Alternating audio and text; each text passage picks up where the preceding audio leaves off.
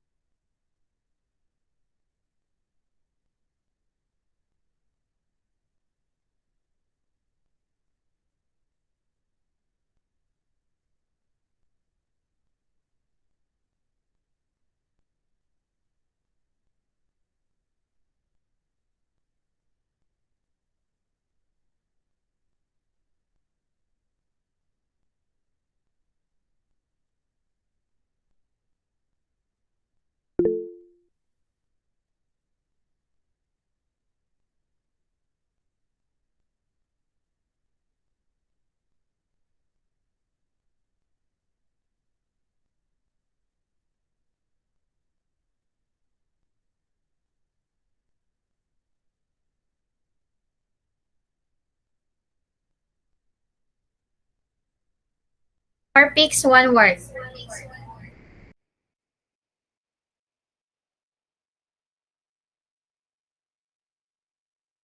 Webinar. Ay, tagina lang ko si siya ay nag-announce.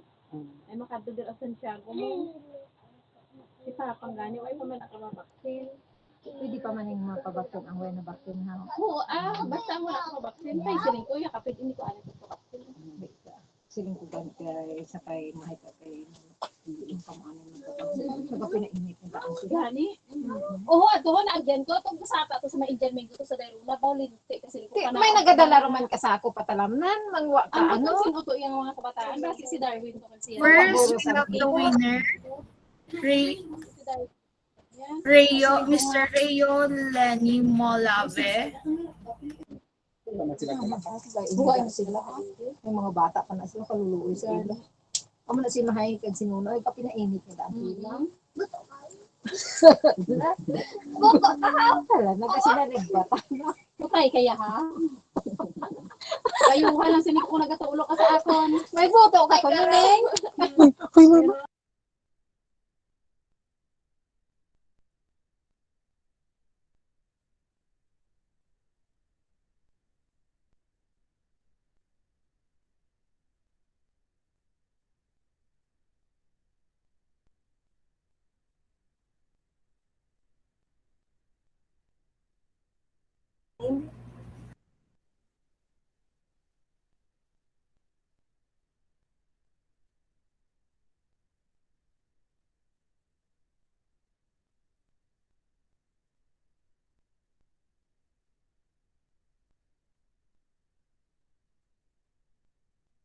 We got the correct answer from our participants, Rayo Lenny Molave. But this is just a trial.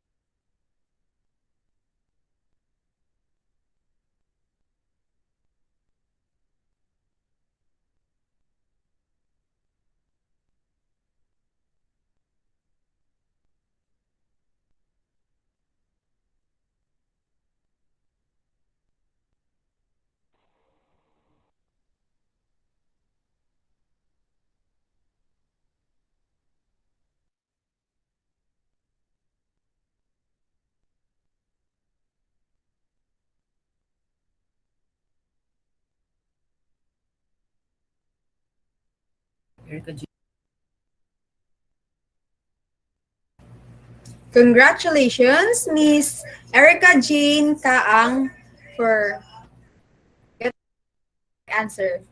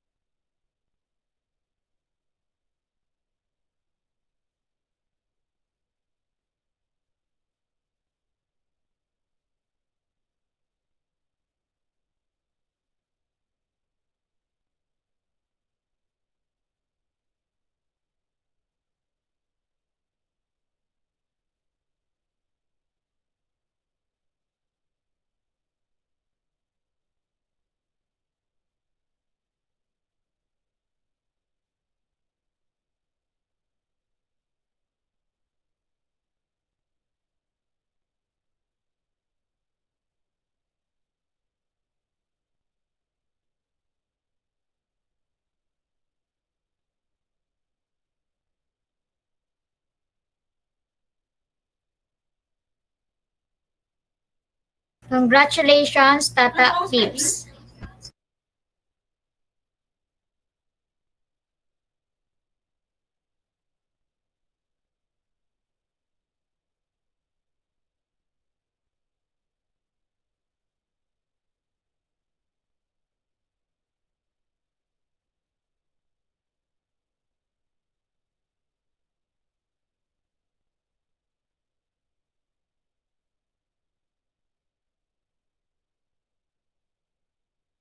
Okay, so let's give other participants from the Facebook Live a chance for the next two pictures.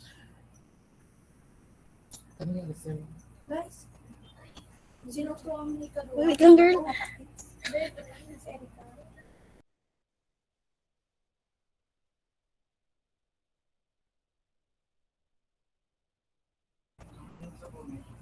This is for the Google. This is for the Facebook Live participants.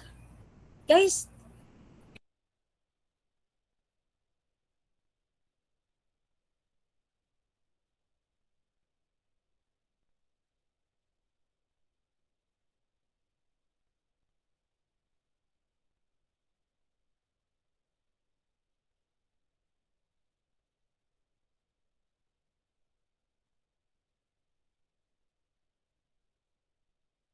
so let's wait for a while since Facebook Live is a bit late.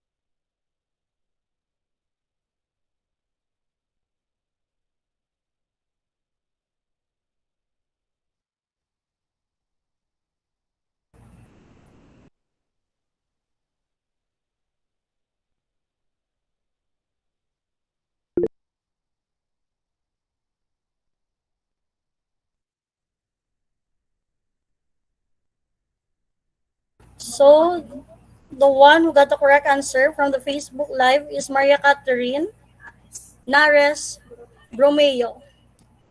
Thank you. So next,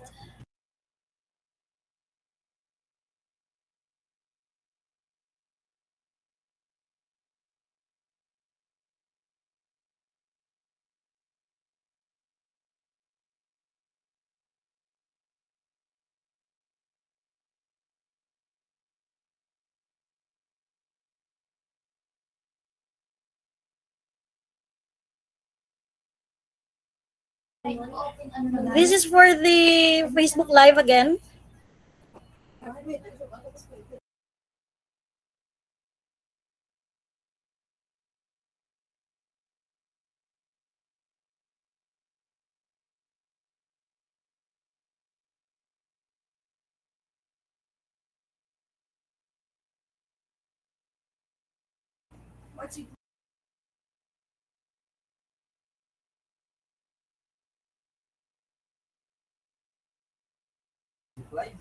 Let's wait for a while since Facebook Live is a bit late for about 30 seconds, I guess.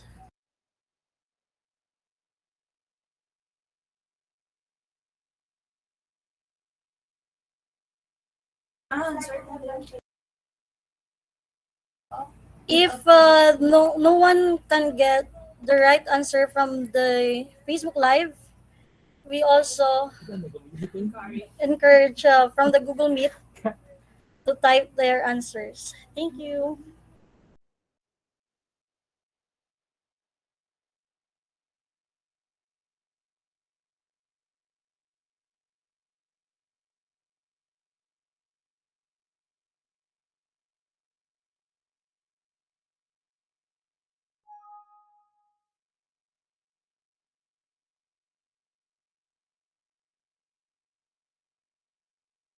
More comments, please. Still, no one got the correct answer.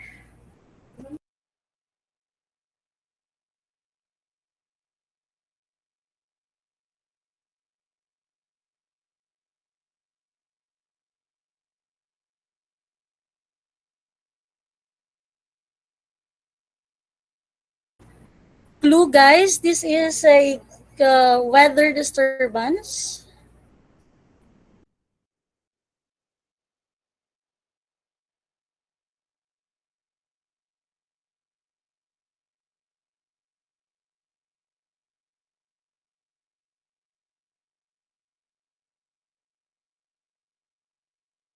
Okay, so we got the correct answer from Laura Grace Depra. The correct answer is tropical cyclone. Congratulations, Laura. It, it's up to you guys to understand why it's a tropical cyclone.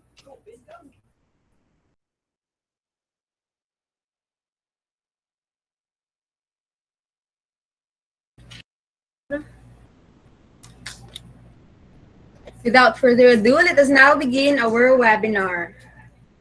A pleasant morning to our distinguished participants. Ladies and gentlemen, it is our pleasure to welcome you here this morning to our webinar. Let us begin this program with a prayer to be led by Mr. Ace Vincent Luder, to be followed by the national anthem and CPU hymn.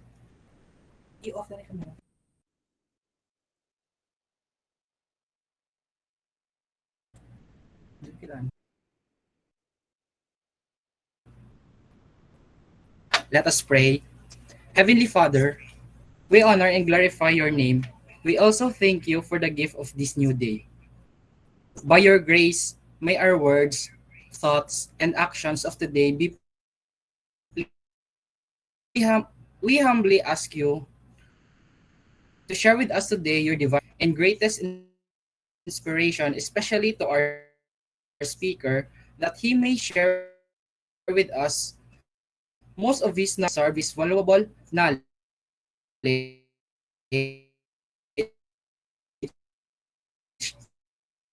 experiences, and to efficiently put into practice what we have learned today. We offer to you the success of our event, and may you continue to keep us under your protection, guidance, and abundant blessings. We ask all of this in your mighty name. Amen.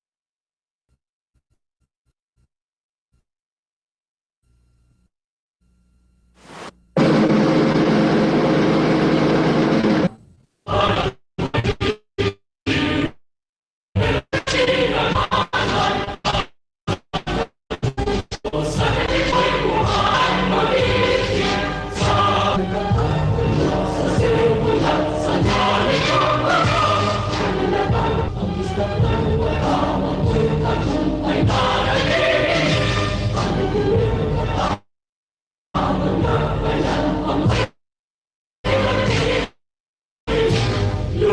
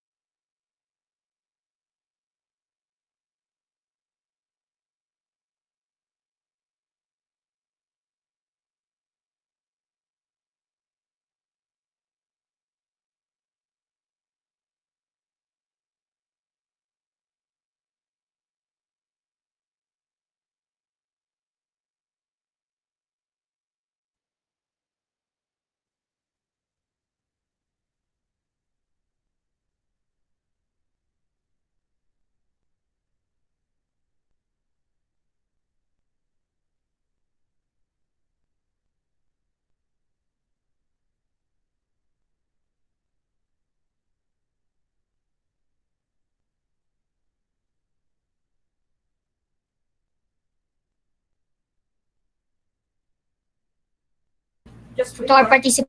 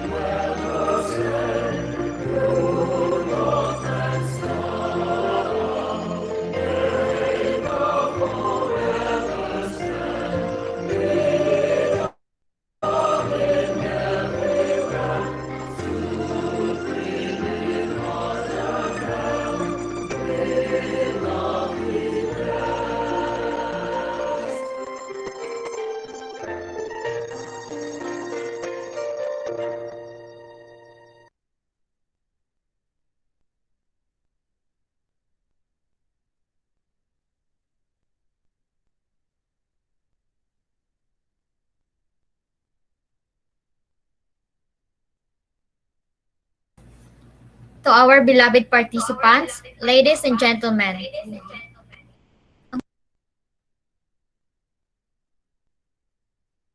we are pleased to welcome you to our webinar this morning, prepared by the Group 1 students of the Central Philippine University taking Bachelor of Science in Agriculture, third year, together with our resource speaker, Mr. Eugenio de Castillo Jr., Municipal Agriculturist of the Mangas, Iloilo, with a topic entitled Climate Smart Agriculture and Adaptation Technologies.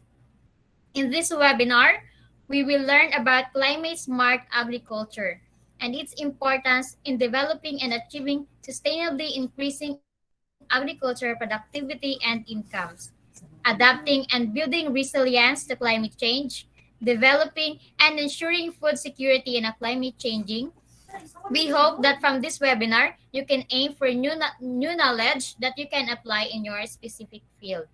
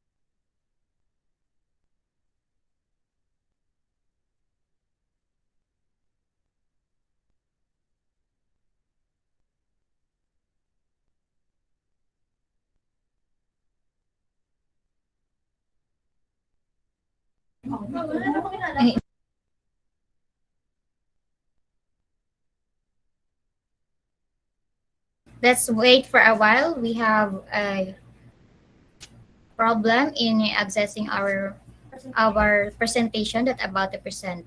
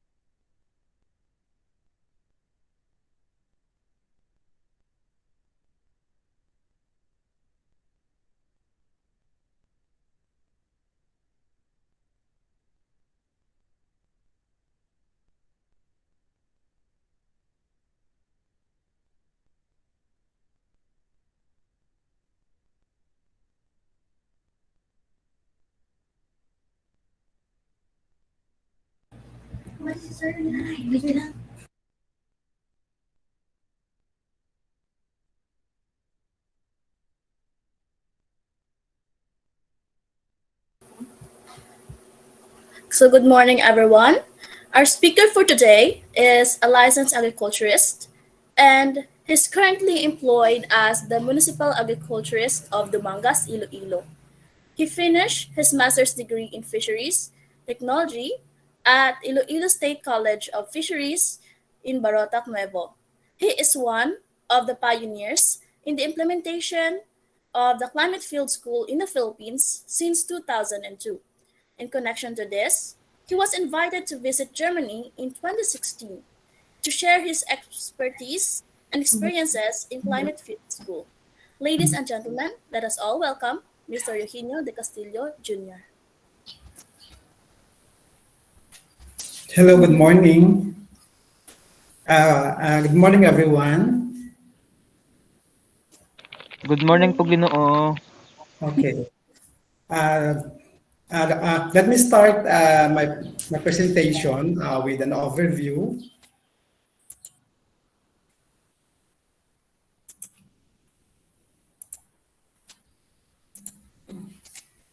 Okay.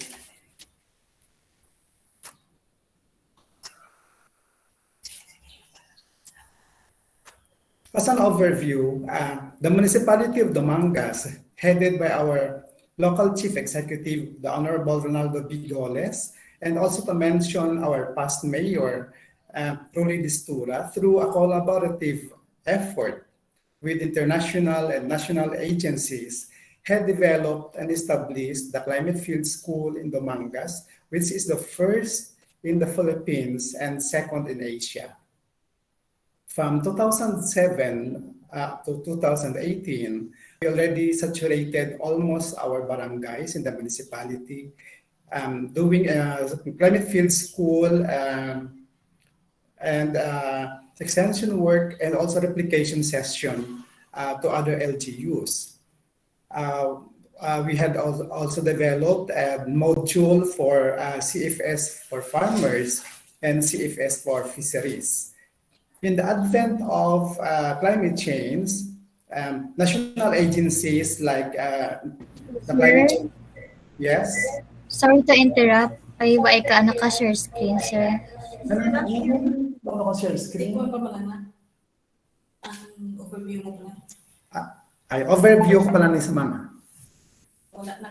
So, hindi na siya parts ng akin nga. Slide. Okay, sir. Thank you, sir. Sorry. Okay. In the advent of climate change, national agencies like the Climate Change Commission, together with the local government unit, had conducted the Climate Field School for Panay Island, in which agricultural extension workers all over Iloilo, Negros, Aklan, and Guimaras were gathered to learn the Climate Field School. We are also part of the Philippine Climate Change Adaptation Program, or PhilCAP, by the Bureau of Soil and Water Management, working with Dr. Gina Nilo, and we are thankful for the enhanced climate smart farmer field school, which we also use by the agricultural extension workers as reference material in agricultural extension. In 2015, through the International Council for Local Initiatives, or ICLAI, we had a municipal climate partnership with Germany, and this partnership had given us great opportunities. And so the topic for today is climate smart agriculture and adaptation technologies.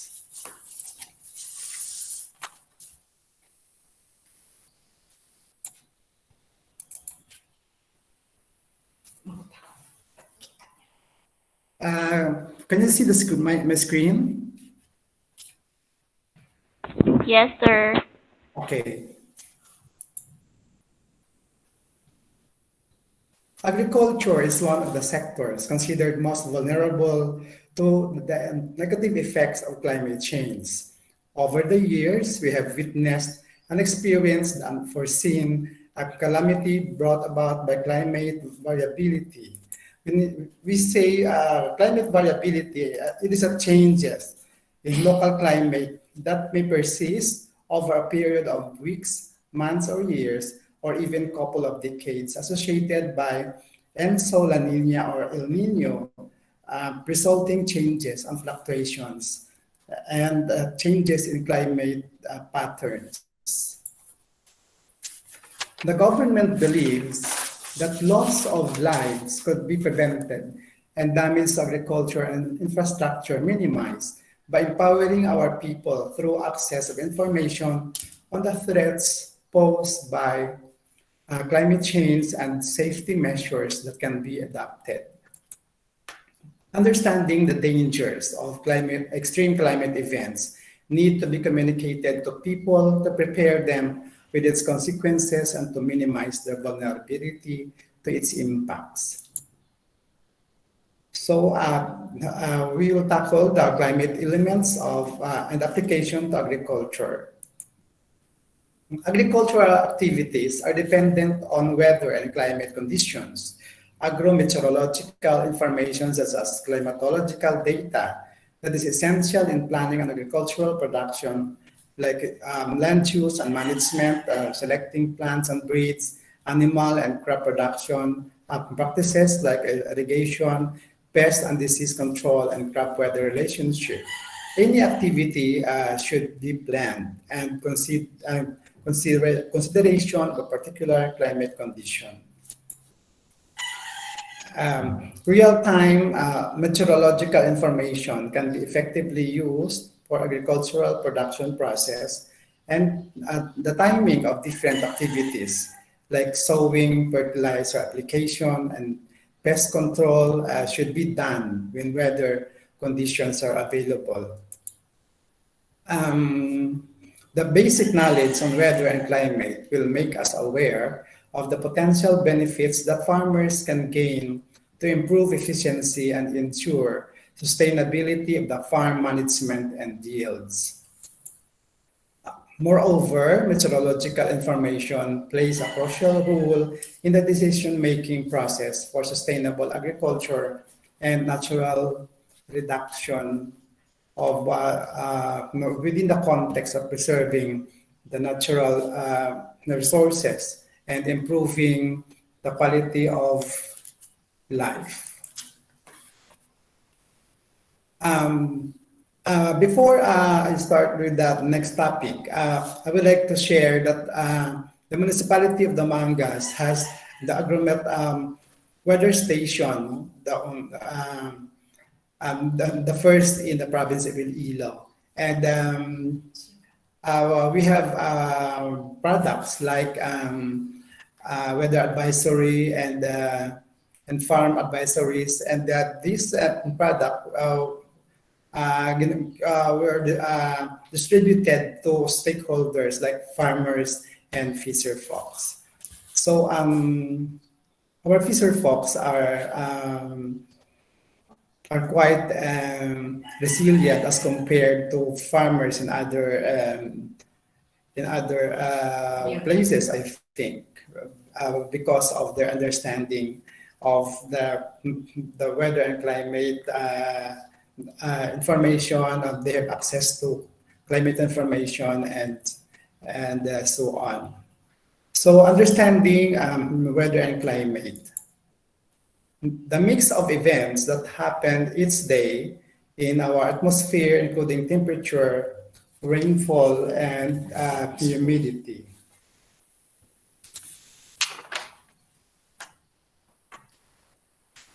Weather refers to the state of the atmosphere at a given time and place. It's constantly changing, sometimes from hour to hour. Excuse me, sir. While climate is the long-term average of the weather over long periods of decades in a given place. And it is constantly changing, sometimes from hour to hour, and other times from day to day. So climate information includes the statistical weather information that tells us about the normal weather as well as the range of weather extreme of a location. That is why we have these agromet products, farm advisory and weather climate forecast for our farmers, which are used as guide for all throughout their farming process. So climate variability, it is defined as changes in local and regional climate that may persist across periods of weeks, months, years, and even decades that do not exceed a 30-year time period across climate is normally measured.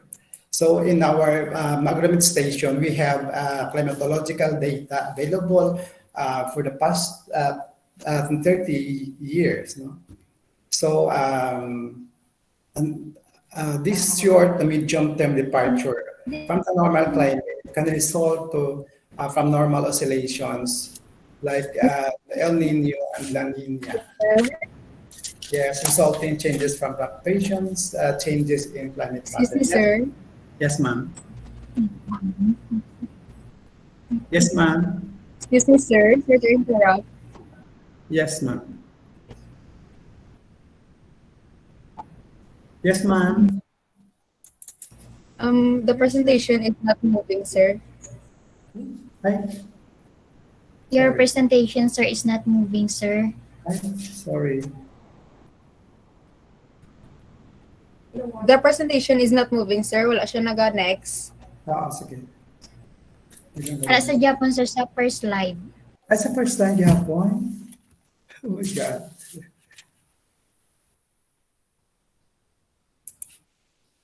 Malimot kini kita mo. After some.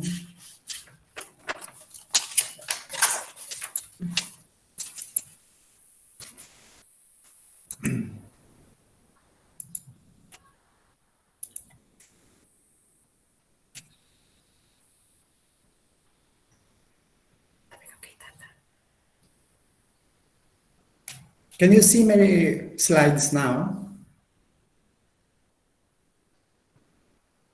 Yes, Hello, sir. ma'am. So Yes, sir. change out. So, naka-change na? Yes, Naka-move sir. na siya? Okay.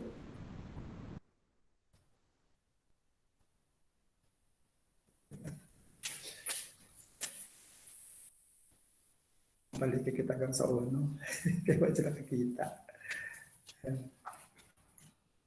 Okay.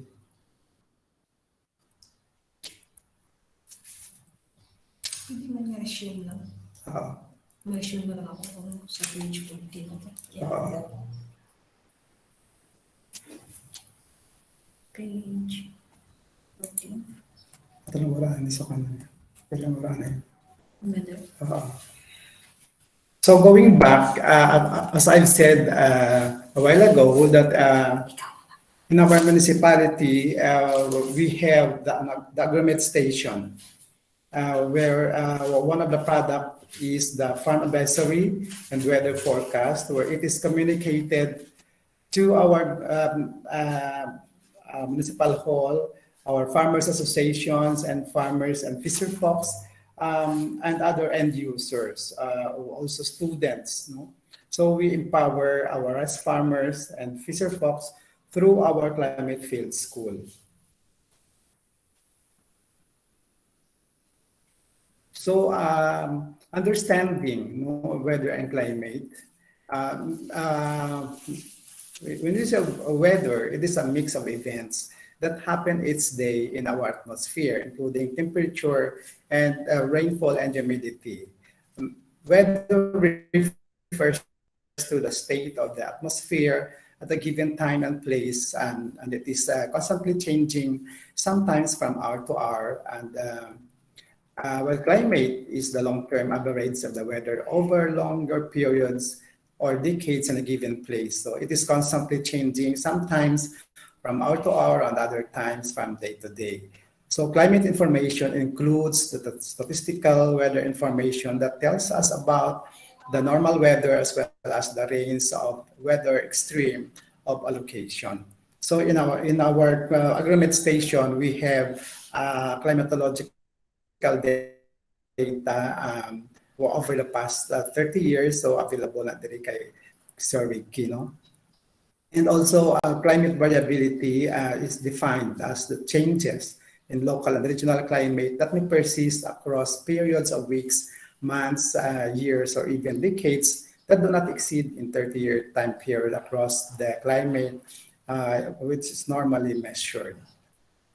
So these short-term and mid-term departures from the normal climate can result from the normal oscillations such as El Nino and La Nina, resulting changes and fluctuations and changes in climate pattern, which of course affects our agricultural management. No?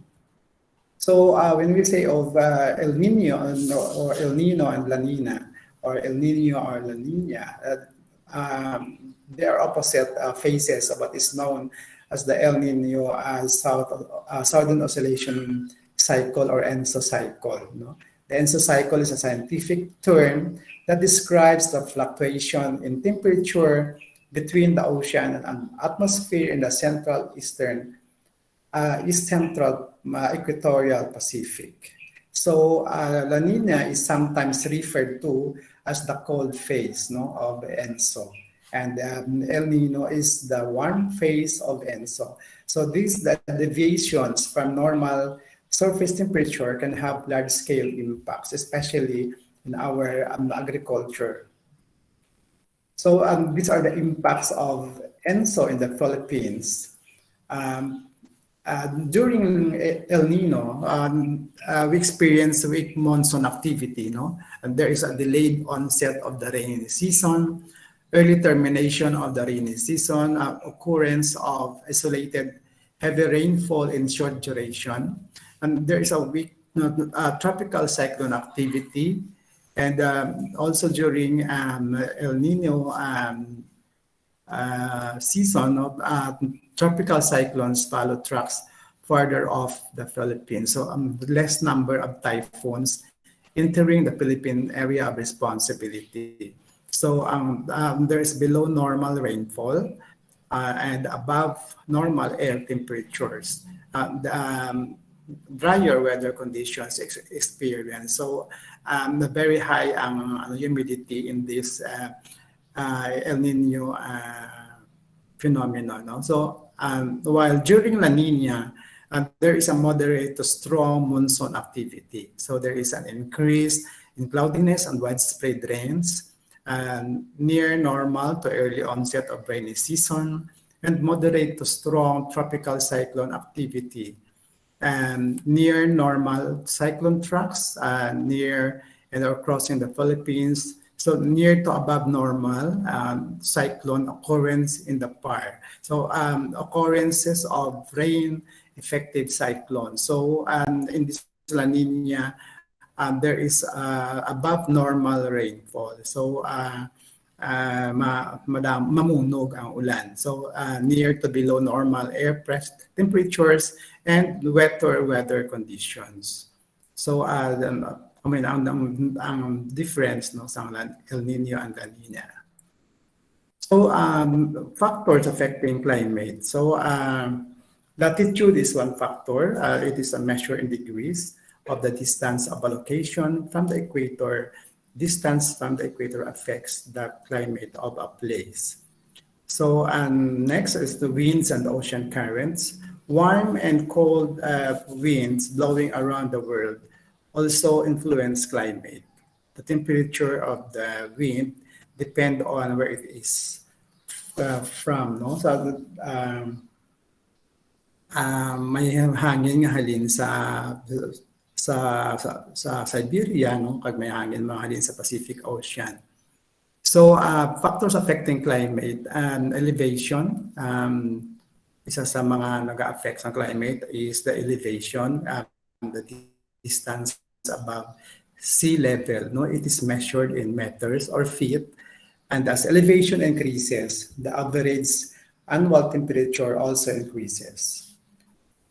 Distance from the sea. The sea affects the climate of a place. Coastal areas are wetter and cooler than inland areas. So that is why sa mga coastal areas, mas cooler ang atmosphere as compared in sa mga mainland. So clouds form when warm air from inland areas meets cool air from the sea. So topography, no, it is the study of the Earth's surface, features, and shape. So also include the description of how Earth's surface features are depicted on the map. So topography examines the vegetative and man-made features of local areas, particularly the terrain. So kung ang isa ka lugar nga may terrain or a topography hindi siya plain, so nag-differ gid ang climate, no? Kay wala may nagahinder sang air kag mga ibang padara sa atmosphere, no? So weather systems affect the Philippines. So ano yung mga weather system natin? So first is the tropical cyclone, amo yung bagyo. So this rapidly rotating storm system characterized by a low pressure center, strong winds, and a spiral arrangement of thunderstorms. Means we are visited by more than 20 typhoons each year. So muna ang very vulnerable gid ang Philippines sa mga climate and variability and change kag sa vulnerability sa mga disaster and calamities, no. So beneficial effect of a tropical cyclone. So rainfall brought by tropical cyclone increases groundwater and water level of dams that provide drinking water, irrigation water, and power generation. Hydrological aspect. So about 50% of the rains are attributed to tropical cyclones. And it cleanses out pollutants on the air.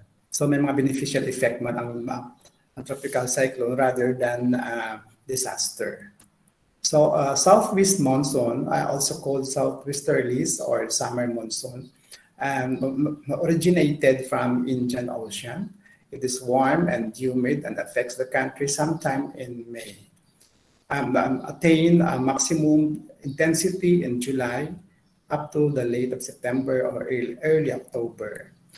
Then the northeast monsoon, sometimes called northern or winter monsoon, originates from intense Asiatic winter, which affects the country late in October. So it attains maximum intensity in January up to early March. So ito ko lang ang habagat kag ang ano man isa. I forgot the local terms, no. So batian naman yung permi, no, ang ITCC, Intertropical Convergence Zone, known by sailors as the doldrums, no, the area encircling the Earth near the equator, where the northeast and southeast trade winds come together. So kung may ITCC, a series of low pressure areas is isolates from north to south of the country. And also sa mga nag-apekto ang climate type, no. So we have 4 climate type. Type 1, 2 pronounced season, dry from November to April, and type 2, no dry season with very pronounced maximum rain period from December to February. Type 3, no very pronounced maximum rain period with a dry season lasting from only 1 to 3 months. No, type 4, rainfall is more or less evenly distributed throughout the year. So Iloilo, I think type 1 kita or combination of type 1 and type 3, no. So type 2 niya has no very pronounced maximum rain. So sa mga peninsula, sa mga region 2, nga daw malabi ito yung dry season. So while the type 4, guro sa mga Leyte, no, kaya rainfall is more or less evenly distributed all throughout the year. Kada daw permito yung kaulan sa Leyte, da masubo to yung ilaya nga environment kada permi lang kaulan, no. So basic weather parameter, temperature, which is a measure of amount of energy held in air, no. Warm air is more energy than colder air. Next is wind, movement of the air between regions of high pressure to regions of low pressure. So ang damo man katak characteristics, no, sa wind, no. So humidity is a measure of water vapor in surrounding air, no. As humidity increases, the chances of rain also increases. Then precipitation, which is water that is deposited in Qual é, Earth rapaziadinha?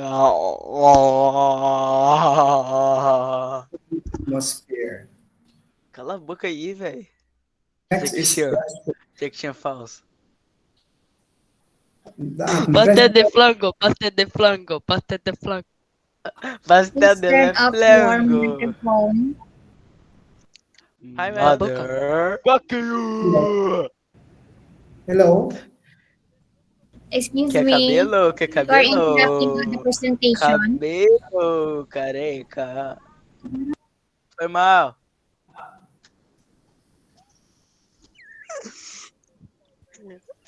Cabelo.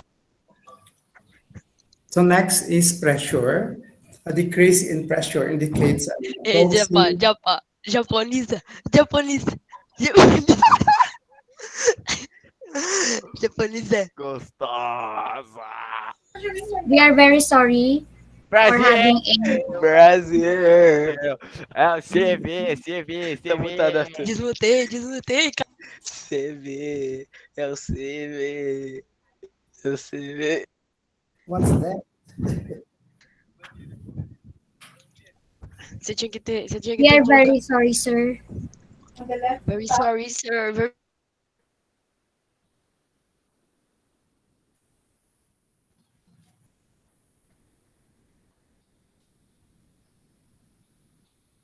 So okay na.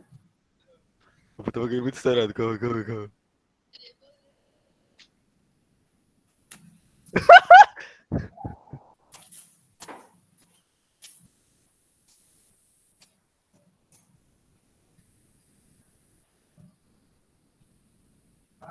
Fuck you, mano, a bola. Ai.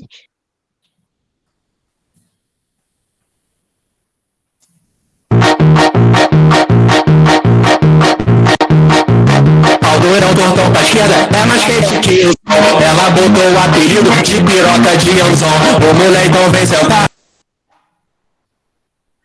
Stop.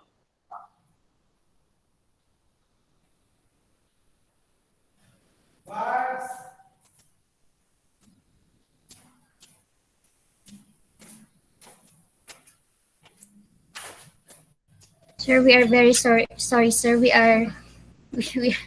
did not expect other participants. What is that?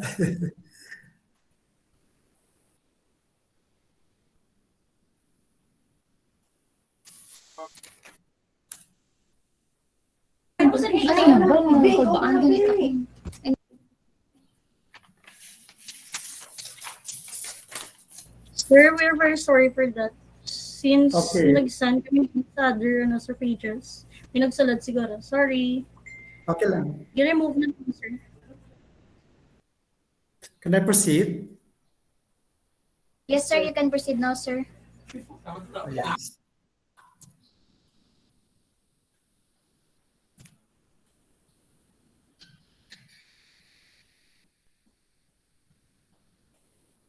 So we have hydrometeorological hazards. One is thunderstorms. It is a vertical, violent movement of the air. The sudden, tremendous heat from lightning causes the compression or shock waves that we call thunder. Then lightning is a powerful, sudden flow of electricity accompanied by thunderstorm. It is dangerous and can kill and destroy anything. And tornado, most violent of storms, and then these funnel-shaped clouds, whirlpools of air that houses in their paths might fly apart like matchsticks. Storm surge is abnormal rise of seawater generated by a storm as a result of atmospheric changes and wind associated with storm. So this is true among coastal municipalities. Storm surge really affect their livelihood and the coastal areas. Flood is a natural event of occurrence where a piece of dry land that is usually dry suddenly gets submerged underwater. And then landslides often triggered by rainfalls, which is characterized by a very intense long duration of rainy season. So these are uh, disastrous calamities. No? So the climate elements and application to agriculture. So soil diagnosis and improvements. The soil diagnosis is also very important, no, in rice farming, no, in agriculture per se. No, soil profiling. This is a major criterion in soil diagnosis, which plays an important part of understanding the pedogenic process that affects soil profile morphology. Observation of soil profile is an essential because certain characteristics can be an indicator of soil pH or soil acidity. No? So soil sampling is and analysis are basic requirements for proper and efficient use of fertilizer. So as we understand that after soil sampling and analysis, so may mga recommendation na how so proper use of fertilizer or fertilization. So proper handling of soil samples is necessary to achieve accurate results. It also provides information to obtain good estimate of lime requirement of a crop and to determine the insufficiency or excess in the application of fertilizer that may result to low crop yields. So it's very important to have balanced fertilization. So soil analysis provides on the recommendation, kind, amount, and timing of fertilizer application. It also provides farm management tools with the potential benefit of increasing crop yield and reducing operating expenses. So we have also good climate change adaptation practices. No? So as how many years? More than a decade, past decade, the palay check system was introduced by the Department of Agriculture, and also the system of rice intensification (SRI). So in our climate field school, we do have ecosystem analysis. And also one good practice is the organic agriculture. And we have another is the seasonal climate forecast. So the Palachik system, no, I hope everyone is also familiar with this. No, even in school, I think Palachik system is taught. No, is also taught in the classroom. So Palachik is a dynamic rice integrated crop management system that presents the best technology and management practices as cake checks, no? It compares farmer practices with the best practices and learns through farmers' discussion groups to sustain improvement in productivity and profitability and environmental safety. So a pallet check covers the principal areas of crop management. It's a seed quality, such as seed quality, land preparation, crop establishment, nutrient management, water management, pest management, and harvest management. So if you can follow this pallet check system, so I guess then there is improvement, no, in yield and production. So the pallet check principles. So rice growing is a production system. That's holistic, integrated crop management is essential. Management practices and factors are independent and interrelated and have a combined impact on yield, no, grain quality, and environmental outcomes. And integrated crop management aims to maximize or optimize the beneficial impacts based on local conditions. The inputs must achieve the optimum level of outputs, no, at all growth stages and management areas, and to get the optimum outcomes, no, and which affects outputs on yield, quality, profitability, and environment. So the input or the practices, no, must be achieved the optimum levels of outputs, to have better result, at all growth stages, to get an optimum outcomes, combined effects of outputs on yield and also profitability. Key checks are the key outputs and are the most important determinants of yield, grain quality, and environment outcomes. These are used as targets and benchmarks to evaluate farmer success or failure in managing the rice crop. So we have key checks to follow in order to have a better production. So seed and variety. So seed selection is usage of high quality seeds which are free from weeds and other varieties. So high quality seeds is important. It must have fewer seeds from weeds and other varieties. It must be uniform in size and free from seed-borne pests and diseases. And it is viable at least 85% of germination rate. So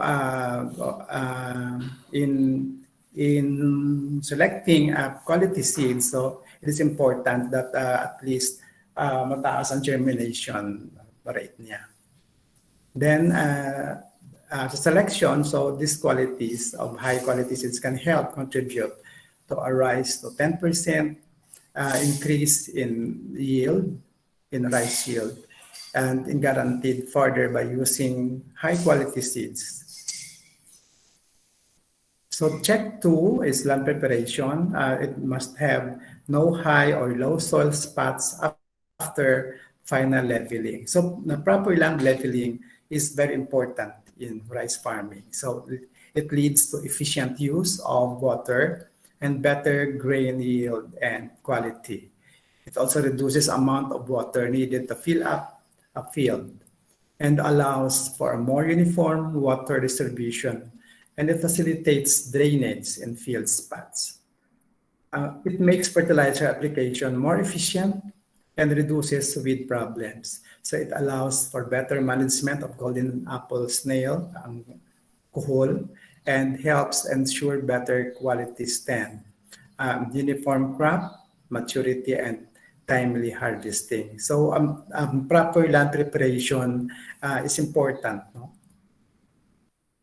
And the use of farm machinery for weeding and harvesting and application of controlled irrigation are also facilitated to ensure proper land leveling. So like plowing, so the field must be plowed under weeds and stubbles 10 to 15 centimeters deep, 2, 3 to 4 weeks before transplanting or direct wet seeding to allow the decomposition and the recycle of plant nutrients. So it must be clean and repaired. Dikes must be cleaned and to remove pests, compacted to prevent seepage and properly maintained at 15 centimeters high, 20 centimeters wide to prevent rat burrowing. And ditches will ensure even water distribution and drainage. So check 3 is crop establishment. So crop establishment practice synchronous planting after a fallow period. So synchronous planting enables efficient use of irrigation, minimizes spread of pest damage within community, and it helps the community avoid the overlapping incidence of insects population and diseases occurrence. So it's important na magdululungan in certain areas, almost dululungan ang pagplant, to avoid these pest damages and insects and diseases occurrence. Paycheck 4, we have crop establishment. So a sufficient number of seedlings leads to good canopy that maximizes photosynthesis, must have better root growth that improves nutrient uptake and nutrient use efficiency.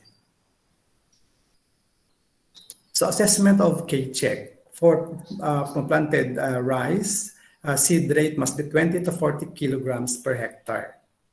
For inbred, 20 to 20 kilograms per hectare for hybrid. So and this practice is going to practice in some farmers in almost in the province of Iloilo.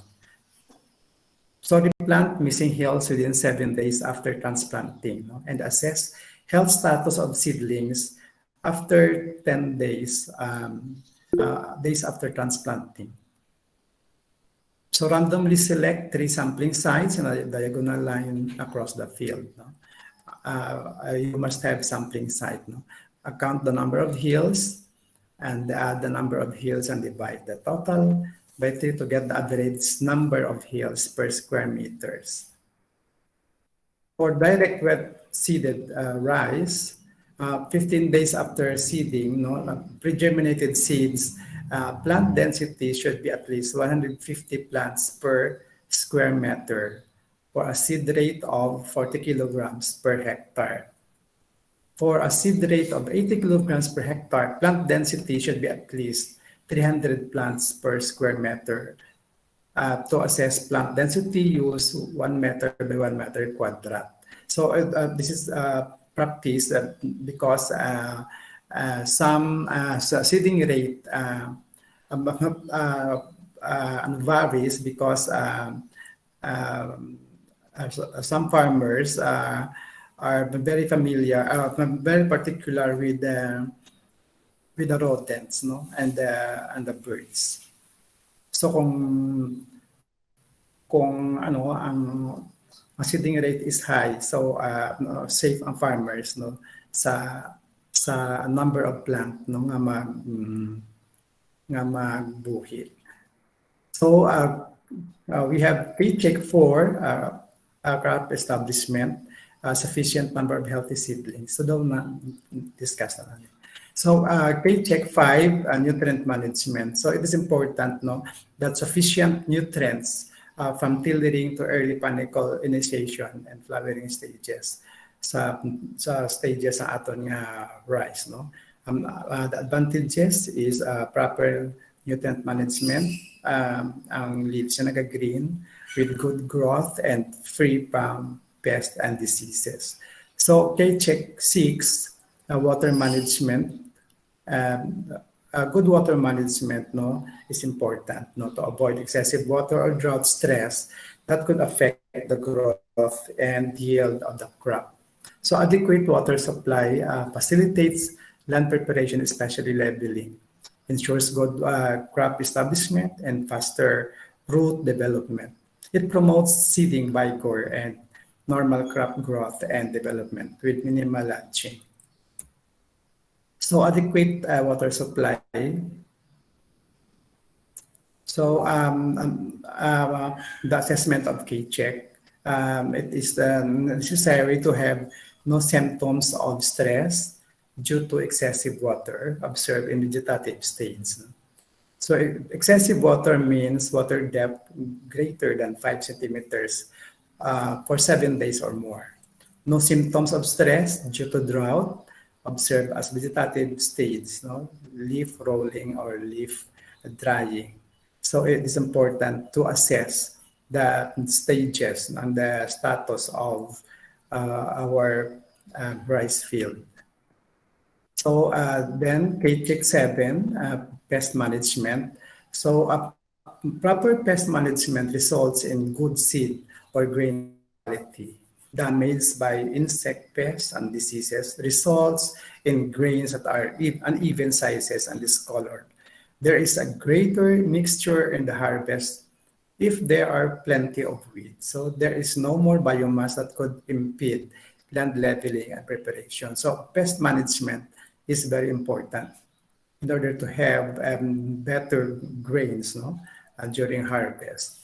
So pest identification, if a pest or disease and its management cannot be identified, call the attention of a pest specialist or entomologist or plant pathologist or a team of pest specialists to identify the organisms and decode on the appropriate course and actions such as the use of pesticide, biological agent, or cultural management. So in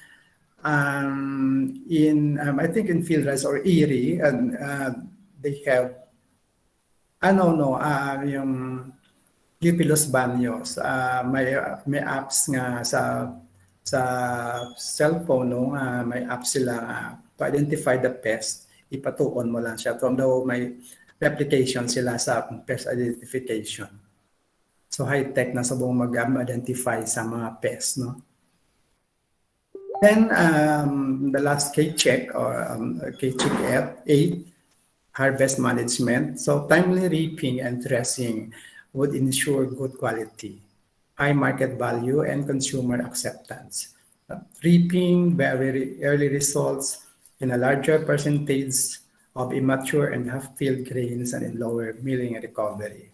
So reaping too late leads to increased grain shattering and excessive loss in terms of breakage during milling.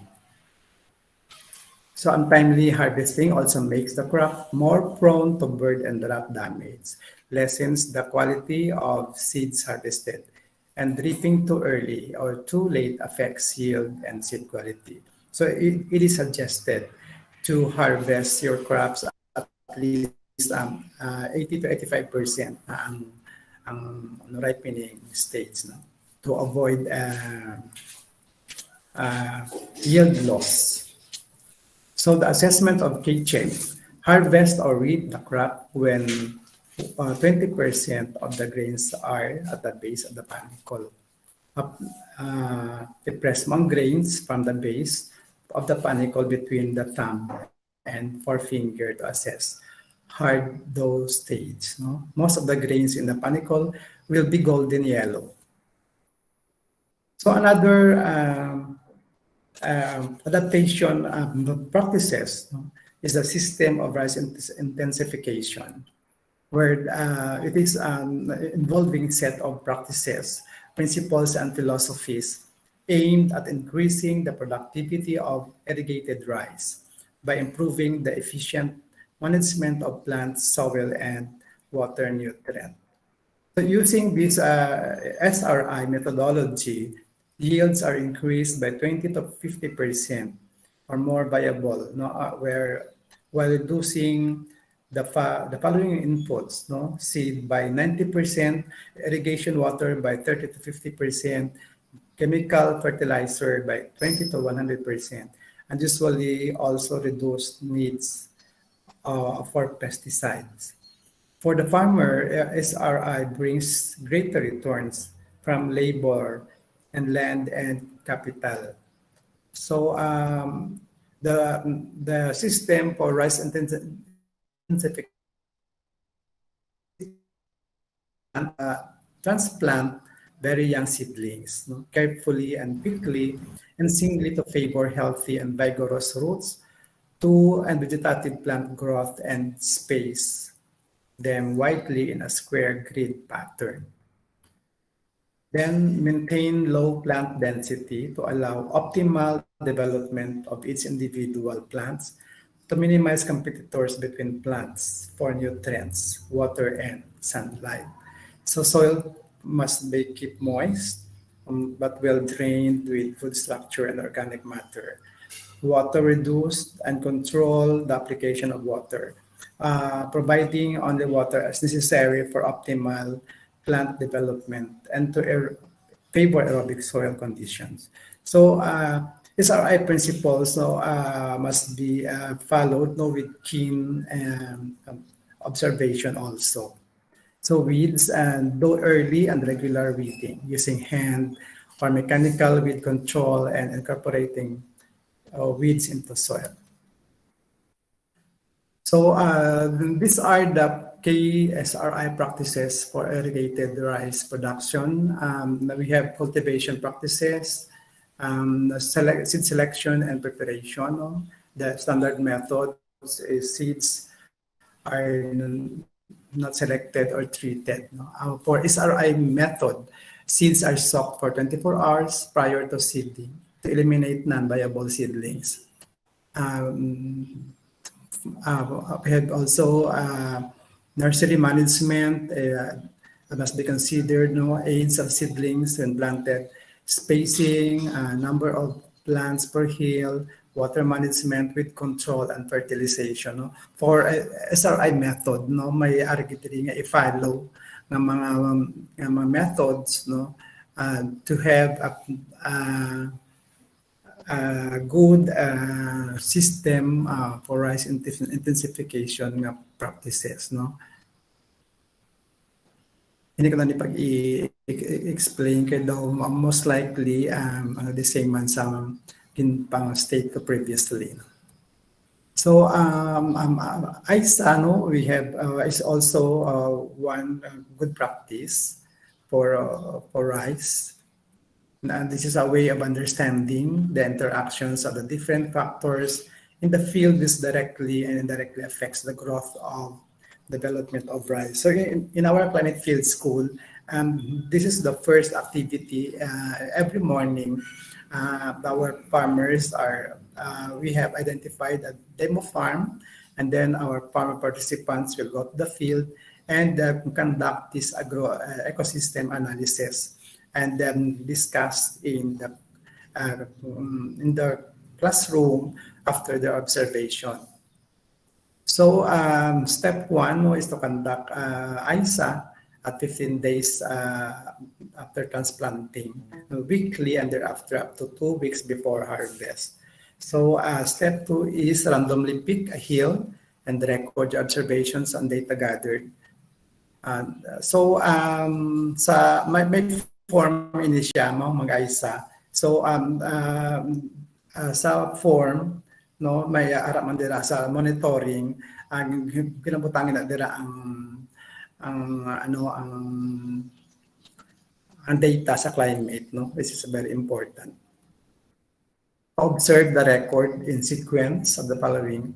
So the canopy for high mobile insects at the middle part of the rice plant between tillers. So gina-count man ang number of tillers at the base of the rice plant, no, in the water for helpful aquatic predators.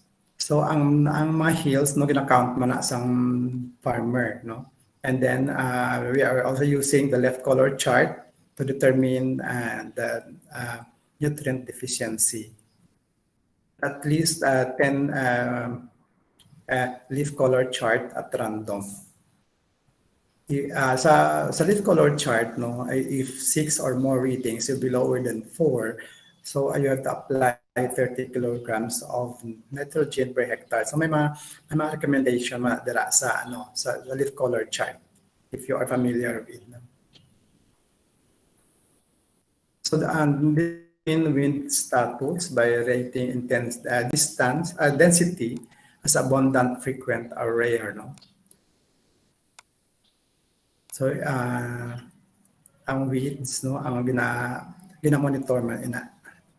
Observe the record population of golden cohol and the extent of damage. So observe the presence of rot. So more on monitoring, no, and then also take note, no, of the weather condition, and then the data is consolidated, no, until maka-come up sila sa result kag makahatag sa recommendation. So next adaptation technology is the organic fertilizer, no.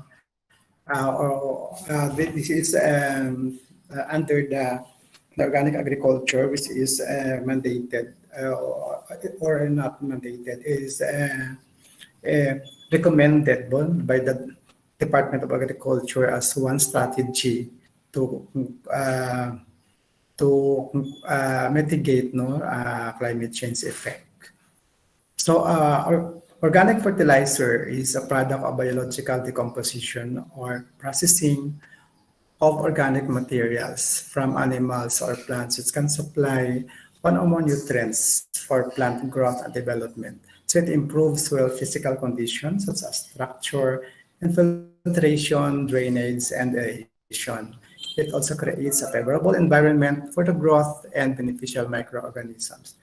So an organic fertilizer is very important. No? So um, in organic agriculture, no, you have to consider production of concoctions, no, to be used for this organic agriculture. Effective microorganisms reinforces the endogenous species such as fungi, the other bacteria and organisms by working synergistically and facilitating the composition and synthesis of nutrients. So this is all through sa composting. Sa decomposition process. Then we go to the climate change adaptation and technologies and options. No? So we have the climate decision support system, or DSS tool. No? Irrigated and rain-fed rice and corn farmers can receive climate-smart crop management recommendations that can increase yield, improve crop growth, and increase income and help avert risk associated with changing climate. So may man siyang app sa cellphone, no? I-download na sa farmer, no? May mga and then may mga may mga recommendation nga ma-receive. No? So another good practice is the rice crop manager, no? Through a smartphone or computer, this rice crop manager has questions to the farmers for specific rice growing condition, plus additional questions related to climate associated risks. No? So after mo ma-answer ang mga questions, so may ma-receive ang farmer nga recommendation, no, for his good management practices.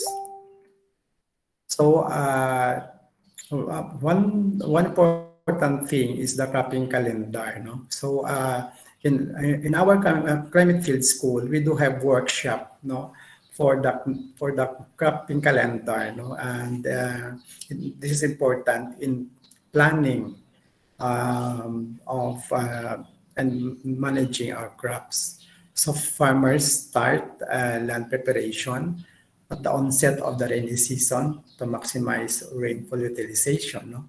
The crop plan is the basis for scheduling of farming activities and the whole year, no?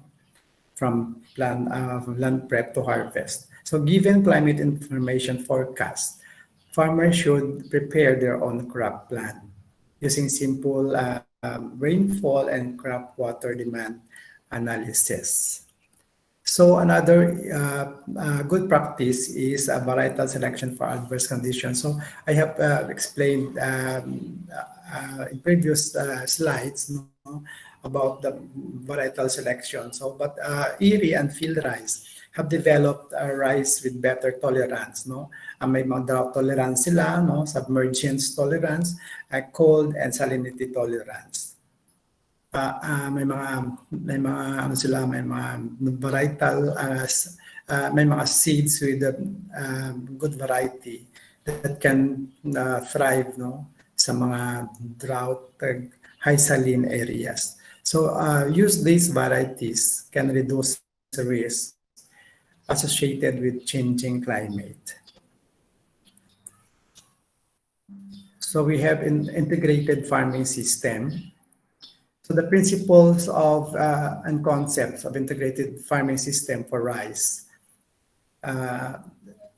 is rice and corn production are main agricultural activities. Income from these activities may hardly be sufficient. So regular cash flow is possible when the crop is combined with other farming practices. So integrated farming is also important, no, to increase productivity of the farmers. So this is a combination of more um, plants. No, these enterprises also accounts for environmental conditions and promote effective recycling of waste. So this is one of the good practice also, rice-based integrated farming, the Palayamanan. Now, this is a Palayamanan model developed by Phil Rice. So this is composed of synergistically compatible farming ventures, such as rice, onion, poultry, and livestock and aquaculture in one area. So daw ano din siya daw may bahay kubo nga style with different farming ventures around, no. This is also another model of integrated farming system, the Palayamanan. So establishment of participatory demonstration site, no. So we do have demonstration site, no, every cropping period, no, for in our municipality we have a techno demo for hybrid rice, no, that supplements the learning which provided by the enhanced climate smart farmers field school, no. It is a means of enhancing and learning and awareness of training participants through learning by doing. So may mga protocols na gina-follow sa mga demonstration site natin. So the next slide will be climate change risk management. So how a weather forecast is made, no? So through observation here in our agreement station, the observation is done daily. Weather data collection and transmission, plotting of weather data and analysis of weather maps and radar imageries and other data. So this is done daily, and the data is transmitted to Pag-asa, and the Pag-asa also transmits, no, the result, no, here sa agreement station sa aton nga agreement station sa Namangas. So the weather advisory contains general information on tropical cyclone and other severe weather systems, no. Advisories are typically issued once a day at 11 a.m. unless significant changes occurred in the weather scenario. So the weather advisory is pinahatag, no, every day, no, sa Pag-asa. And a public storm warning signal. So this is important, no, to warn the public of the incoming weather disturbances for them to adjust, no, their farming activities. So this is very important also, no, to sa disaster risk management, not only in the agriculture but also in the disaster risk reduction management. So predicting weather from local signs. So dark and heavy clouds, no, for warning for upcoming bad weather. So meaning may heavy rains nga maabot, no?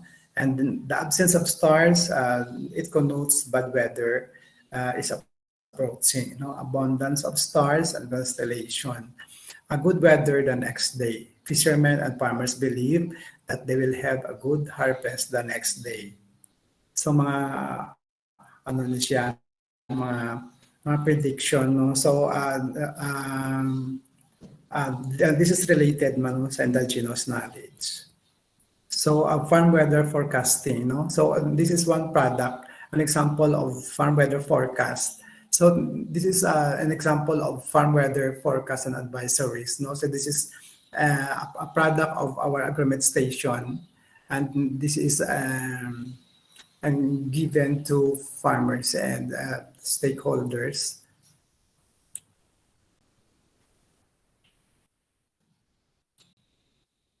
So we will now go to the basic information on existing irrigation system. So there is always a problem of too much or too little water in most areas due to differences in geographical conditions, seasonal variations of rainfall, and environmental degradation and lack of infrastructure or irrigation facilities. So we have probable interventions in areas with flooding problem. So drainage facilities will facilitate the timely release of stormwater during rainy season. Drainage facilities and structures should be form part of any irrigation system. Areas subject to dryness should be prioritized for irrigation development. No?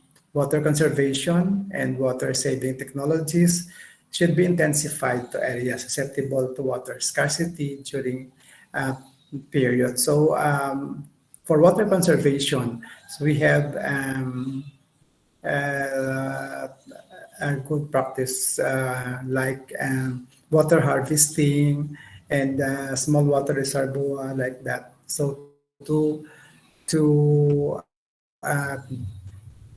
preserve and conserve water for our fields. So development of local early warning system for flooding. So every LGUs, I guess, has the local early warning system, especially coastal municipalities and those who have rivers, and to protect the community, and themselves against flood. We have the community-based early warning system, which aims to take immediate response measures in the eventuality of a natural phenomenon. It can save lives by empowering local authorities and communities to plan and act accordingly in the event of a disaster. So this is very important among local government units to have the community-based early warning system for the protection of the people in the community. Then another adaptation option is the financial risk transfer mechanism. So this is a process of shifting the burden of financial loss or responsibility for risk financing to other parties. So as I mentioned earlier, that climate change, climate variability and change can affect our crops. So it is important to have our crop insurance under the Philippine Crop Insurance Corporation, which provides protection to qualified fisher folks, farmers, agricultural stakeholders against losses arising from natural calamities, pests, and other perils beyond their effective control. So here in our municipality, our farmers are also engaged in crop protection and in crop insurance, for them to have a protection in case of calamities, for them to have insurance. So in closing, adapt local knowledge and practices to changing climate extremes, but never ignore or disregard endogenous knowledge. So for that, thank you so much. And if there are clarifications and questions, I am willing to have it. So thank you, everyone.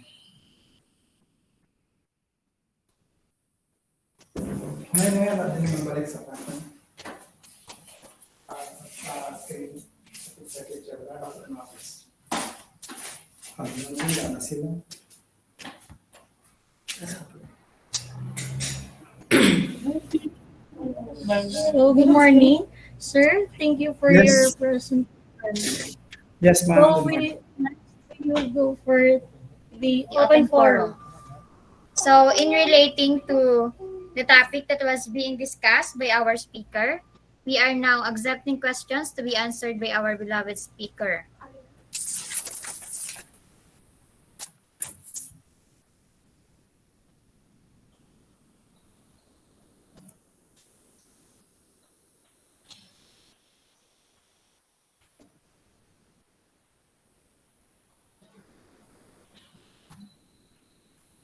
You can open your camera and microphone when you are stating your question. If you have concerns or questions relating to our topic this morning.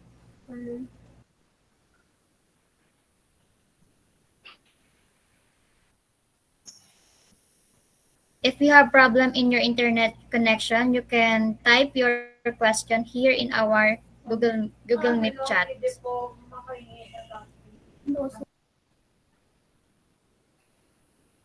And also for those watching in our Facebook Live, you can type your questions in our comment section.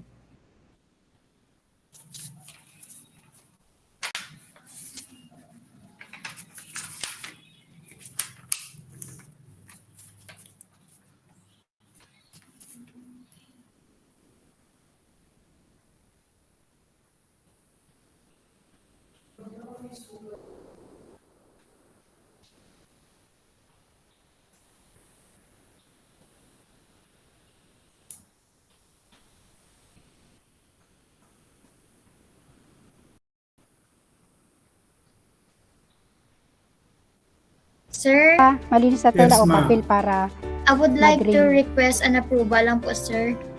Kung pwede po ma-share yung presentation niya, sir, sa participants, Ito na po yung grains. Pagkatapos Yes, natin. ma'am. I'll be sending the presentation sa email. We downloaded it, sir. Wala siya unod, sir. Isend na naman, di ba? Basta may mga technical problem. Okay, sir. Thank you, good sir. Mapagpalang umaga po sa inyong You can share it. lahat at welcome po sa akin.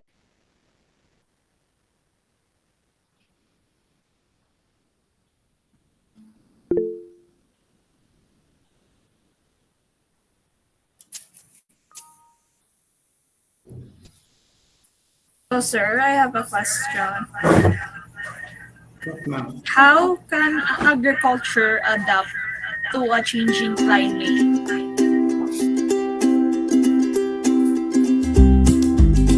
Again, ma'am.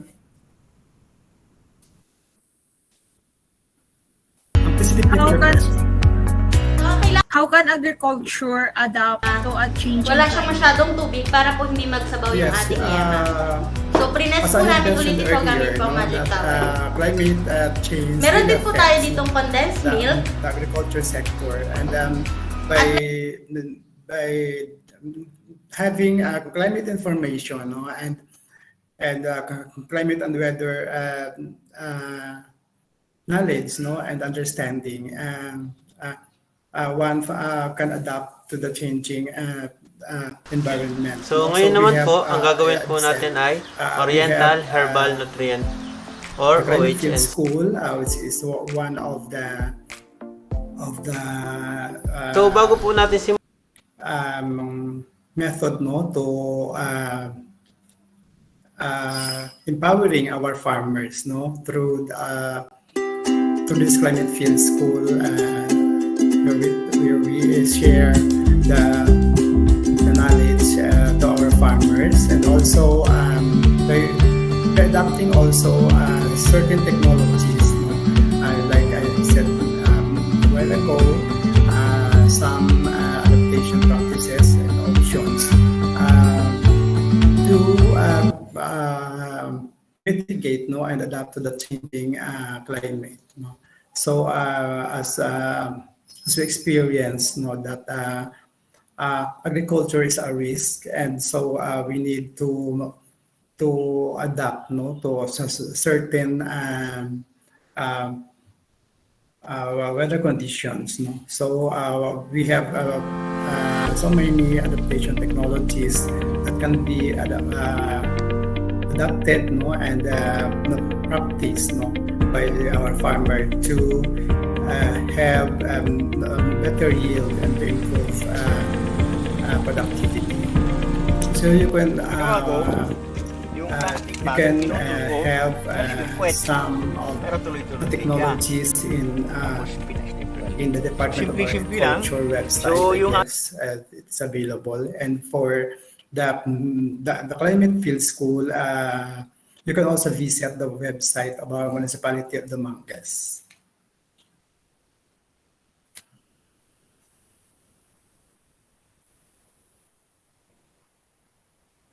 Yes, ma'am. Thank you. Sir, ako din po may question po. Yes, ma'am. Sir, ano po kaya yung mga extension or strategy po na pwedeng gawin po para po yung agriculture po is maka-adapt or maka-overcome po sa mga risk ng climate change po? Magandang buhay! So, like in our municipality, so we have agricultural extension workers. No, we were trained to become extension workers, but first we were equipped, no, with the knowledge and expertise, no, to share, no, those knowledge to our farmers. So, for example, we have rigid training for the pallet check and the other adaptation technologies, no, to share, no, sa aton mga farmers.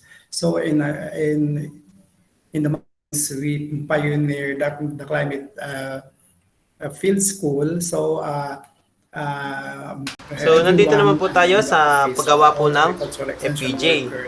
Are trained to become extension agricultural. So bago po natin gawin si FPJ, to share the technology and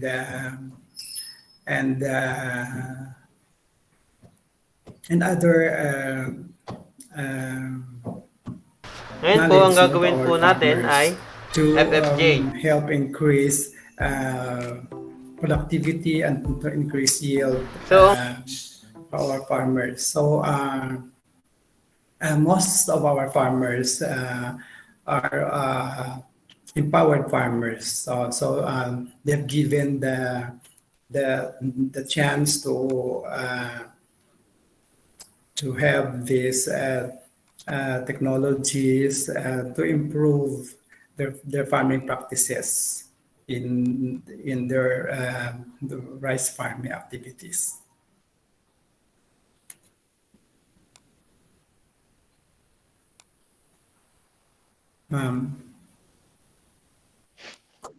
Thank you, sir. So we have another questions. Okay, sir. You can proceed. May I have the floor, please? Yes, ma'am. Yes, ma'am. Thank you po. With regards to the crop productivity and crop yield, sir, as you mentioned a while ago, malaki pong epekto yung climate change sa mga farmers natin. Yes. So, on your own opinion po, what are the best procedures or practices na kailangan pong gawin ng mga farmers natin for them to achieve or achieve their desired crop production yield and productivity? Thank you. Yes, ma'am. As I said earlier, we have available technologies that will help increase yields of the farmers. So one adaptation technology is the engage in organic agriculture, I guess. So, because organic agriculture is one good practice, no, that will enhance productivity, and also it is environmental friendly, and can also help in the improvement, no, of our productivity of our farmers. And then the pallet check technology, as I mentioned earlier, is one of the management practices. if we can follow that pala check system. So I doubt nga ma-increase gid no ang ato nga yield, no? And also with the integrated farming system, no? Of course, with the additional knowledge, no, of the weather and climate, the weather information and the climate also, no, especially our climate field school. Then this is one of the technology, no, and makagain ka diri sa mga knowledge, no, that will help you in your decision making and the planning of your Kahanda ng isa sa ating mga herbal extract na ginagamit natin bilang pamuksa o pangkontrol sa mga peste na naninira sa ating mga halamang tanim, sa ating mga gulay.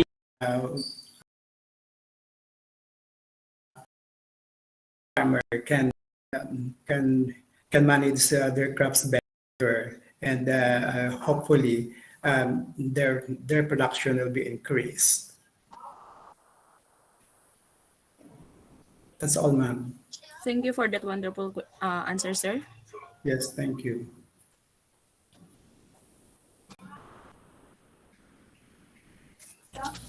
We have here a question in our Google Meet chats from RJ Reyes. Good morning po. Given the adaptation is a long process, gaano po kabilis ang ating adaptation sa climate? Especially nowadays na laganap ang global warming. Gaano po kabilis ang adaptation, especially din po sa agriculture?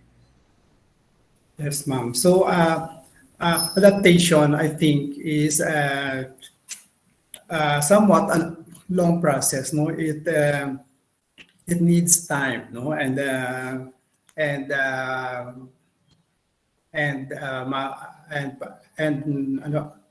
practice. No, and to help us. To adapt to the changing environment. So if you will be engaged, no, in rice farming, so you need to have to follow, no, the technology suggested, and I guess you need also to have knowledge in climate information and weather, no. So you have to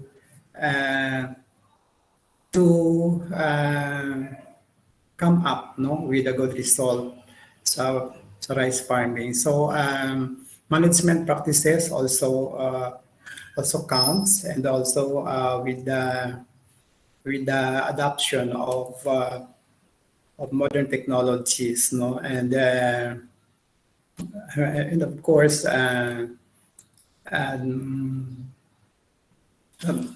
adapting, no, suggested rice technology and other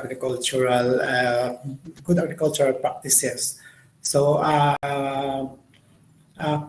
think it needs ample time, no, to engage in that in that good practices until you reach that peak, no, to adjust and to mitigate, no, the effect of climate change in our agriculture industry.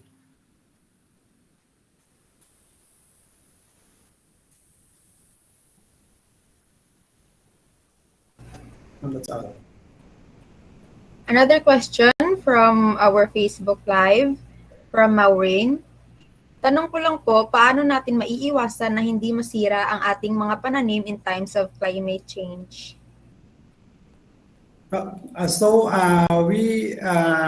We can manage our crops, no.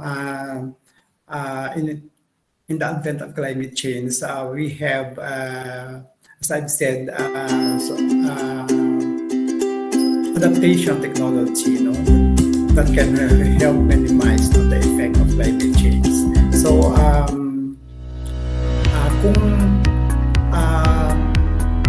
if there are calamities, no, Ang recipe natin ngayon ay Certain crispy that mushroom sisig. So, ang ating crops mga is a ingredients para sa ating recipe ay ang oyster mushroom. So, This is also important, no, to plan our crops and to manage it properly, and also to choose, no, the right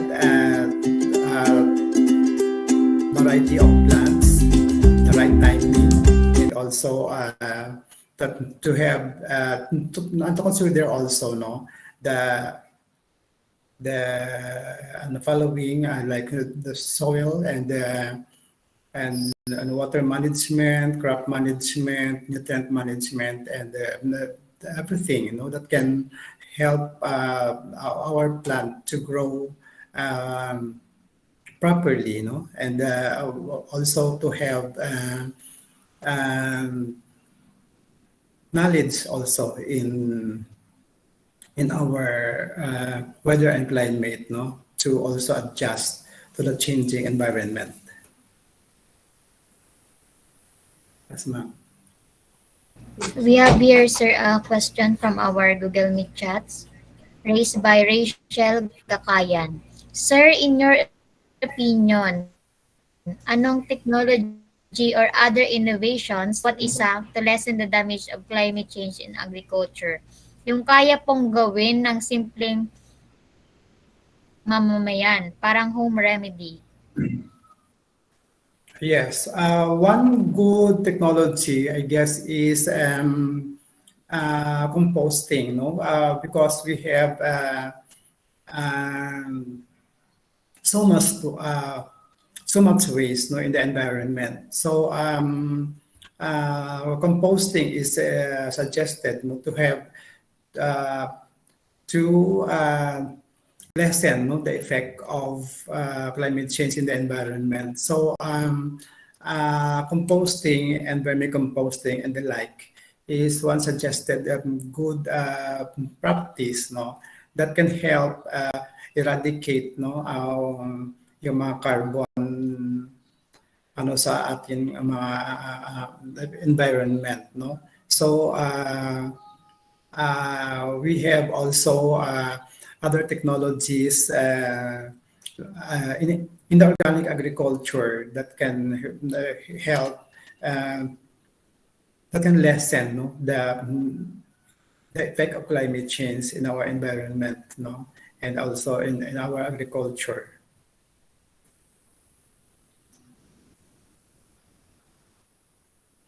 Yes. Another question from our Facebook Live from Lloyd Bataller. What causes El Nino and what is or are the best things we can do to save our plants or crops in this situation? So during El Nino, water is generally scarce, no? We experience not enough water during the El Nino phenomenon, no? So we need to have adaptation technology that can thrive, no, during the El Nino. So it's also suggested to have water saving technology or water conservation technology for the El Nino phenomenon, to have a source of water, and also hydroponics your own technology mushroom is bowl. also a good by 10 adaptation 01 technology to. during the El Nino time. And of course, Duha po ka kutsara ang dextrose powder. Kulang man gamay. Kun ana po nato. Siya ga prepare. Ayaw our production during these times. So that's all.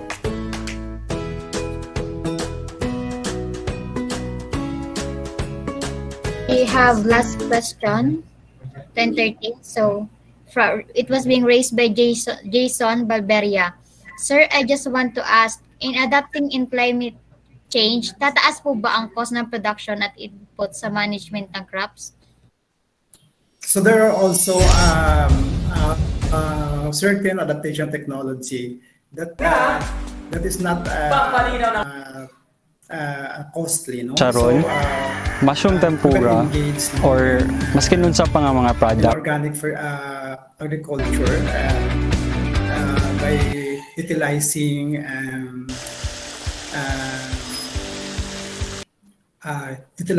the raw materials. So butangan o flavoring. Karon ang ako ang flavor nga available kay barbecue. So nanimi ka butang. Raw materials, no? For your like kailangan tag container. In the composting, in the vermicomposting, in the concoctions, no? For your concoctions that will be used in as fertilizer and as pesticide, no? Natural concoctions, no, that can help. Kung tayo po ay walang panimulang binhi na That can be used, mapagkukunan no, as pagkain. As effective, no, effectively, no, in your plant, no, not so 15 much PSI sa loob po ng 3 minuto. pesticide and chemical fertilizers. You can also use organic fertilizers and other concoctions, but that is not much costly, no, than the organic fertilizers and the pesticides and other chemicals. So you can use natural concoctions, no, using raw materials around to lessen the cost of farming.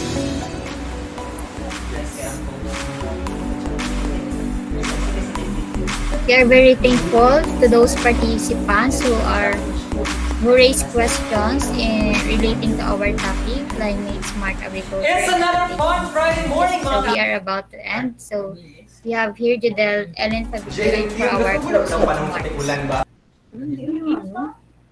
Income na po og more than 20,000. Before that, we will in just having one day. a raffle. So tag 5 lang ang kilo.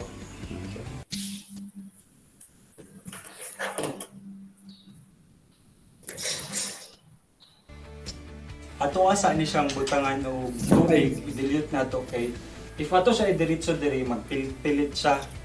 Ato siya sang murag ipalasaw.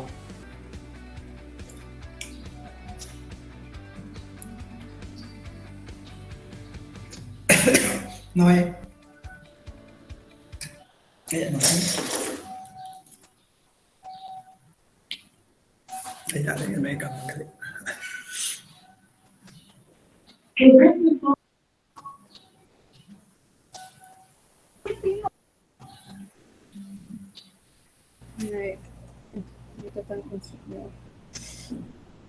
Before that, we would like to award a certificate to our speaker.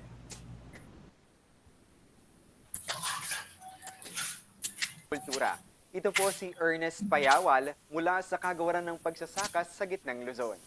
Sabay-sabay The po natin certificate kilalanin reads, ang Central tawag na University Volvarian College of Agriculture, Resources and Environmental Alamin natin Sciences, ang Haro, kadalian ng Iloilo City, pagtatanim nito at sa Appreciate mababang halaga. certificate of appreciation is hereby granted to Henry Castillo for his invaluable insights, experience, and expertise shared with the So layer-layer ang gagawin natin.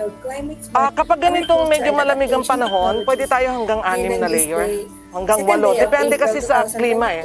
Pero kailangan kasi ma-attain natin ang 35 to 38 degrees centigrade sa loob ng bed. So ang tanim niyan, puro lang sa gilid. Hindi tayo magtatanim sa gitna. Dahil pag sa gitna, may posible siyang sobra ang temperature sa loob at saka wala na siyang masyadong hangin, hindi siya makakahinga. So pwede siyang malunod.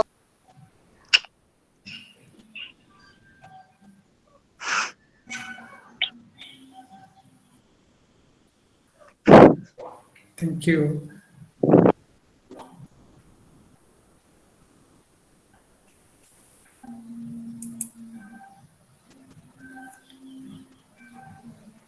Magandang araw sa lahat. My Dizon Anyo Nuevo here. Nandito na naman tayo sa episode ng Pinoy Wise ITV. At interesting yung episode natin ngayon. Lalo na sa mga... Okay, ma'am. Thank you so much. For our participants. Next, for our raffle, we will have 20 winners with 50 peso load each. Yo, ako na.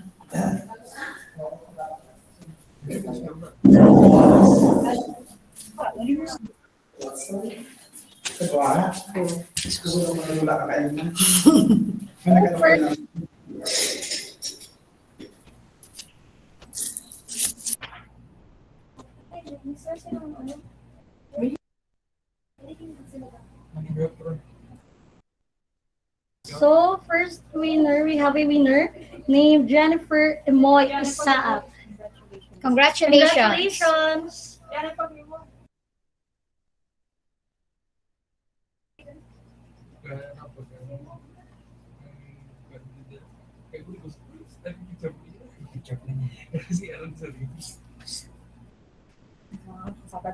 Next is Menard M. Castillon. Congratulations, Menard Castillo. Hindi mo pa gilawagan. Hindi mo ang si Charmaine na congratulations sa nara na. Wala ka? Wala say.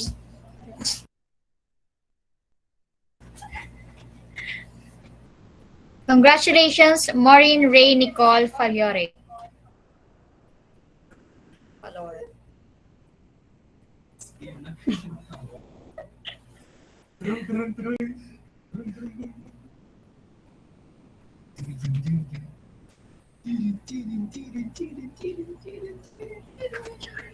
Next winner we have Christian J. Bini Kabugwas.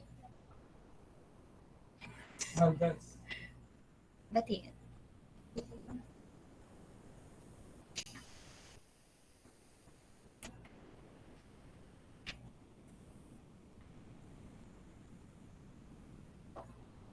Next winner we have Angel Grace J. Alcubela.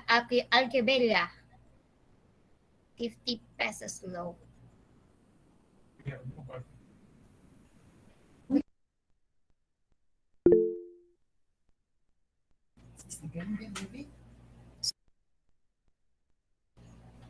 Next winner we have Catherine O. Sumampong.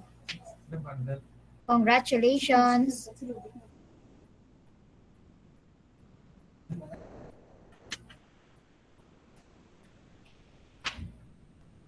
We like ask them for the winners of the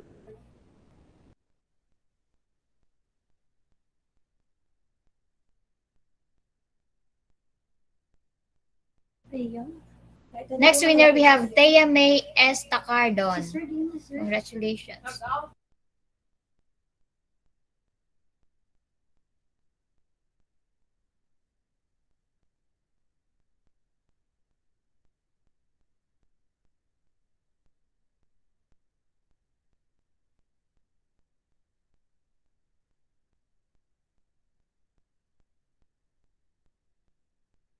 We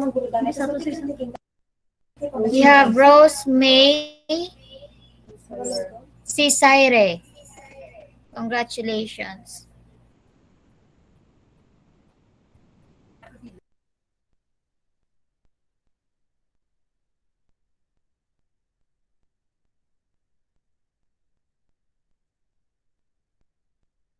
Next winner we have Hannah M. Orge.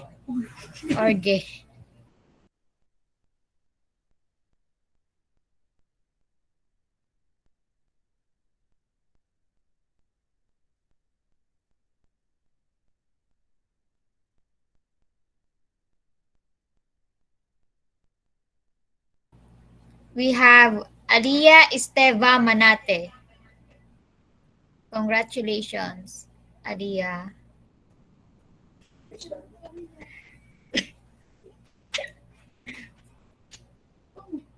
Sorry. Close. Wala to. Yeah, but ang remote ko. Medyo mo ina daraw, way ngaran.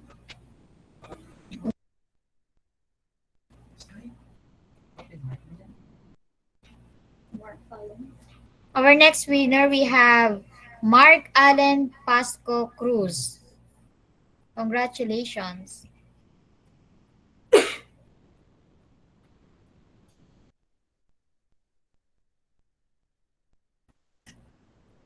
We have Anna May S. Apolinario. Congratulations, Anna May.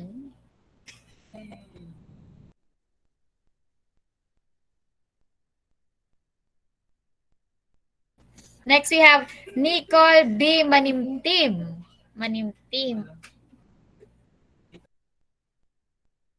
50 pesos low.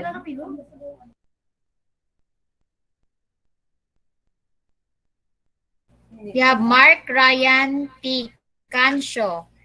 Congratulations, Mark.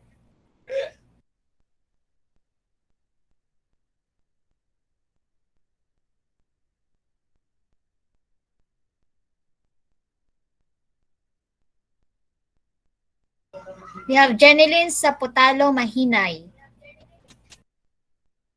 Congratulations.